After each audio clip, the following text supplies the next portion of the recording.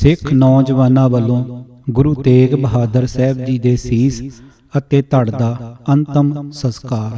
ਵਾਹਿਗੁਰੂ ਜੀ ਕਾ ਖਾਲਸਾ, ਵਾਹਿਗੁਰੂ ਜੀ ਕੀ ਫਤਿਹ।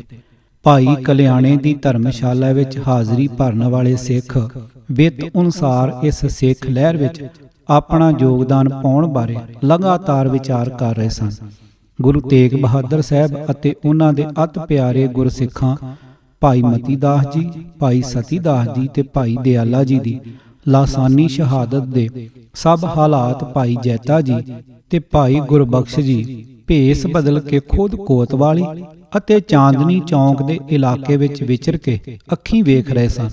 ਭਾਈ ਗੁਰਦਿੱਤਾ ਜੀ ਨੂੰ ਜਦ ਸਤਿਗੁਰਾਂ ਆਪਣੇ ਗੁਰ ਭਾਈਆਂ ਦੀਆਂ ਸ਼ਹੀਦੀਆਂ ਦੇ ਸਮਾਚਾਰ ਮਿਲੇ ਅਤੇ ਮਹਾਨ ਪਰਉਪਕਾਰੀ ਸਹਿਜ ਅਰ ਸਿਮਰਨ ਦੇ ਸਾਖਿਆਤ ਸਰੂਪਾਂ ਉੱਤੇ ਢਾਹੇ ਜ਼ੁਲਮਾਂ, ਤਸੀਹਾਂ ਤੇ ਕਹਿਰਾਂ ਬਾਰੇ ਪਤਾ ਚੱਲਿਆ ਤਾਂ ਮੁਗਲਾਂ ਦੇ ਅਤਿਆਚਾਰਾਂ ਉੱਤੇ ਲਾਹਣਤਾਂ ਪਾਉਂਦੇ ਉਸੇ ਦਿਨ ਪ੍ਰਾਣ ਤਿਆਗ ਗਏ। ਭਾਈ ਗੁਰਦਿੱਤਾ ਜੀ ਝੰਡਾ ਜੀ ਦੇ ਸੁਪੁੱਤਰ ਤੇ ਸਰਵਣ ਜੀ ਦੇ ਪੋਤੇ ਸਨ। ਸਰਵਣ ਜੀ ਭਾਨਾ ਜੀ ਦੇ ਸੁਪੁੱਤਰ ਤੇ ਉਸ ਮਹਾਨ ਸ਼ਖਸੀਅਤ ਬਾਬਾ ਬੁੱਢਾ ਜੀ ਦੇ ਪੋਤੇ ਸਨ, ਜਿਸ ਨੇ ਗੁਰੂ ਅੰਗਦ ਸਾਹਿਬ ਜੀ ਤੋਂ ਲੈ ਕੇ ਗੁਰੂ ਹਰਗੋਬਿੰਦ ਸਾਹਿਬ ਜੀ ਤੱਕ ਪੰਜ ਸਤਿਗੁਰਾਂ ਨੂੰ ਗੁਰਤਾ ਗੱਦੀ ਉੱਤੇ ਬਿਰਾਜਮਾਨ ਕਰਾਉਣ ਦੀ ਮਰਜ਼ਾਦਾ ਨਿਭਾਈ ਸੀ।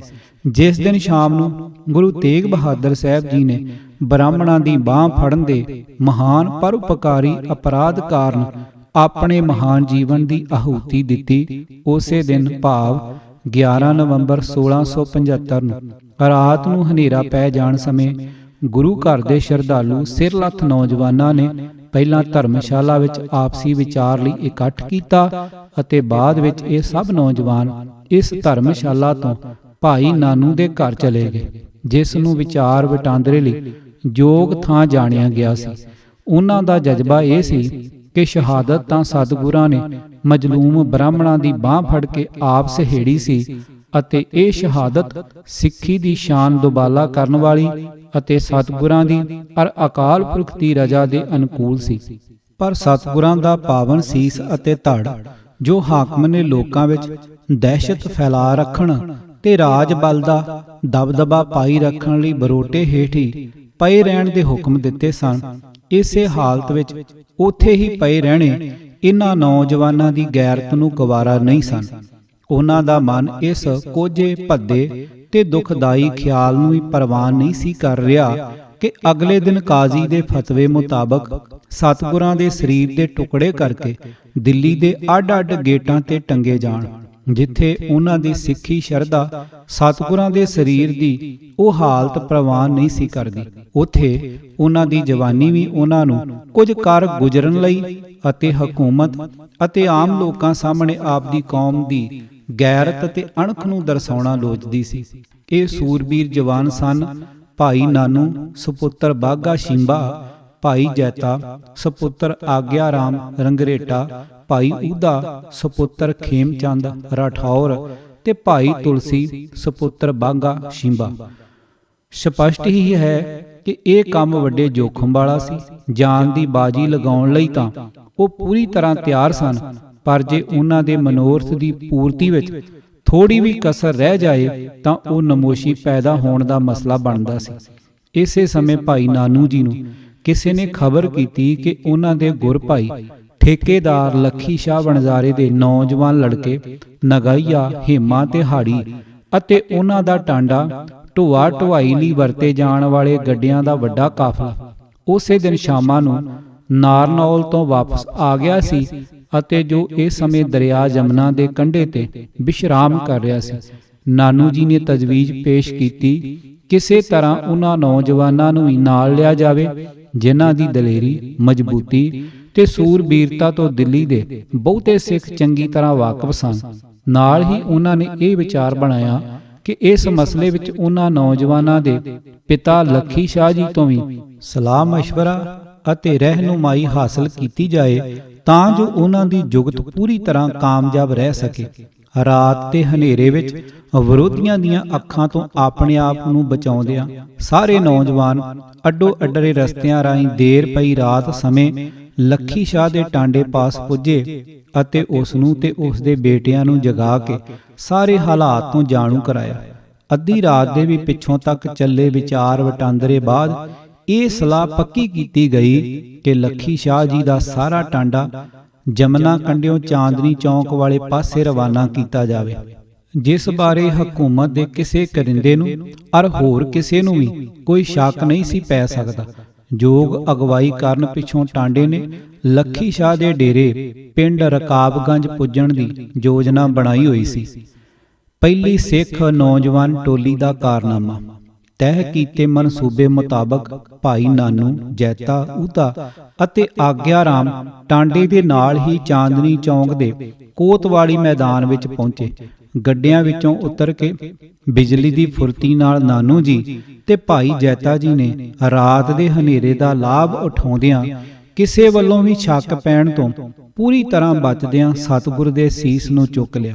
ਇਹ ਪਾਵਨ ਸੀਸ ਜੈਤਾ ਜੀ ਦੇ ਗ੍ਰਹਿ ਵਿਖੇ ਲਿਆਂਦਾ ਗਿਆ। ਇਹ ਨੌਜਵਾਨ ਸਤਿਗੁਰਾਂ ਦੇ ਸੀਸ ਨੂੰ ਸਤਿਕਾਰ ਨਾਲ ਖਾਰੇ ਵਿੱਚ ਪੱਤੀਆਂ ਪਾ ਕੇ ਤੇ ਅਦਬ ਨਾਲ ਢੱਕ ਕੇ ਆਨੰਦਪੁਰ ਸਾਹਿਬ ਜਾਣ ਦੀ ਤਿਆਰੀ ਕਰਦੇ ਰਹੇ ਅਤੇ 13 ਨਵੰਬਰ 1675 ਨੂੰ ਪੂਰੀ ਸਾਵਧਾਨੀ ਨਾਲ ਦਿੱਲੀ ਤੋਂ ਸੀਸ ਲੈ ਕੇ ਕੀਰਤਪੁਰ ਸਾਹਿਬ ਲਈ ਰਵਾਨਾ ਹੋ ਗਏ। 15 ਨਵੰਬਰ ਨੂੰ ਭਾਈ ਜੈਤਾ ਜੀ, ਨਾਨੂ ਜੀ ਤੇ ਊਦਾ ਜੀ ਸੀਸ ਸਹਿਤ ਕੀਰਤਪੁਰ ਸਾਹਿਬ ਪੁੱਜ ਗਏ। ਗੁਰੂ ਦਸ਼ਮੇਸ਼ ਜੀ ਨੂੰ ਸਮਾਚਾਰ ਮਿਲਣ ਤੇ ਆਪ ਜੀ ਖੁਦ ਸੰਗਤਾਂ ਸਮੇਤ ਕੀਰਤਪੁਰ ਸਾਹਿਬ ਪੁੱਜੇ ਤੇ ਸੀਸ ਦਾ ਪੂਰਨ ਵੈਰਾਗ ਤੇ ਸ਼ਰਧਾ ਸਹਿਤ ਸਤਿਕਾਰ ਕੀਤਾ। 17 ਨਵੰਬਰ ਨੂੰ ਨਗਰ ਆਨੰਦਪੁਰ ਸਾਹਿਬ ਦੇ ਸੀਸਗੰਜ ਸਾਹਿਬ ਵਾਲੇ ਮੌਜੂਦਾ ਅਸਥਾਨ ਤੇ ਸੀਸ ਦਾ ਸੰਸਕਾਰ ਕੀਤਾ ਗਿਆ। ਇਹ ਅਸਥਾਨ ਸਮਾਂ ਪੈ ਕੇ ਸੀਸਗੰਜ ਸਾਹਿਬ ਦੇ ਰੂਪ ਵਿੱਚ ਖਾਲਸੇ ਲਈ ਸਦੀਵੀ ਯਾਦਗਾਰ ਬਣ ਗਈ। ਸਿਰਲੱਥ ਸਿੱਖ ਨੌਜਵਾਨਾਂ ਦੀ ਦੂਜੀ ਟੋਲੀ ਦਾ ਕਰਤੱਵ। ਦੂਜੀ ਟੋਲੀ ਵਿੱਚ ਲੱਖੀ ਸ਼ਾਹ ਵਣਜਾਰੇ ਦੇ ਜਵਾਨ ਤੇ ਤਗੜੀ ਜੁਗਤ ਵਾਲੇ ਤਗੜੇ ਬੇਟੇ ਨਗਾਈਆ, ਹੇਮਾ ਤੇ ਹਾੜੀ ਸਨ। ਇਨ੍ਹਾਂ ਤਿੰਨਾਂ ਤੋਂ ਇਲਾਵਾ ਇਸ ਟੋਲੀ ਵਿੱਚ ਕਾਨ੍ਹਾ ਜੀ ਦਾ ਜਵਾਨ ਪੁੱਤਰ ਧੂਮਾ ਵੀ ਸ਼ਾਮਲ ਸੀ।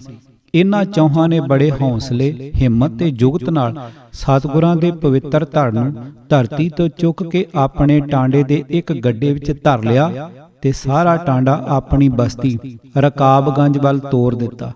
ਭੱਟ ਵਹੀ ਜਾਦੋ ਬੰਸੀਆਂ ਖਾਤਾ ਬੜਤੀਆਂ ਕਨਾਵਤੋਂ ਕਾ ਮੁਤਾਬਕ 12 ਨਵੰਬਰ ਨੂੰ ਇੱਕ ਵਿਸ਼ੇਸ਼ ਜੁਗਤ ਨਾਲ ਸਤਿਗੁਰਾਂ ਦੇ ਪਵਿੱਤਰ ਧੜ ਦਾ ਸੰਸਕਾਰ ਪ੍ਰਭਾਤ ਹੋਣ ਵੇਲੇ ਕਰ ਦਿੱਤਾ ਗਿਆ।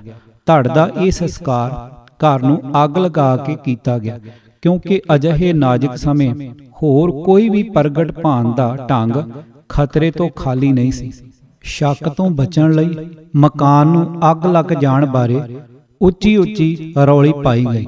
ਧੜ ਦਾ ਸੰਸਕਾਰ ਹੋਣ ਸਮੇਂ ਹਕੂਮਤ ਦੇ ਅਹਿਦੀਏ ਵੀ ਪੁੱਜ ਗਏ ਸਨ, ਪਰ ਅੱਗ ਬਾਰੇ ਰੌਲਾ ਰੱਪਾ ਸੁਣ ਕੇ ਉਹਨਾਂ ਨੂੰ ਮਾਮੂਲੀ ਸ਼ੱਕ ਵੀ ਨਾ ਪੈ ਸਕਿਆ। ਇਸ ਤਰ੍ਹਾਂ ਕੀਨਾਖੋਰ ਹਾਕਮਾਂ ਦਾ ਸਤਿਗੁਰਾਂ ਦੇ ਸਰੀਰ ਦੀ ਤੋਹੀਨ ਕਰਨ ਦਾ ਨੀਚ ਮਨੋਰਥ ਤੇ ਕਮੀਨਾ ਮਨਸੂਬਾ ਪੂਰਾ ਨਾ ਹੋ ਸਕਿਆ, ਜਿਸ ਅਨੁਸਾਰ ਸਰੀਰ ਦੇ ਟੁਕੜੇ ਕਰਕੇ ਦਿੱਲੀ ਦੇ ਅੱਡ-ਅੱਡ ਗੇਟਾਂ ਤੇ ਲਟਕਾਏ ਜਾਣੇ ਸਨ।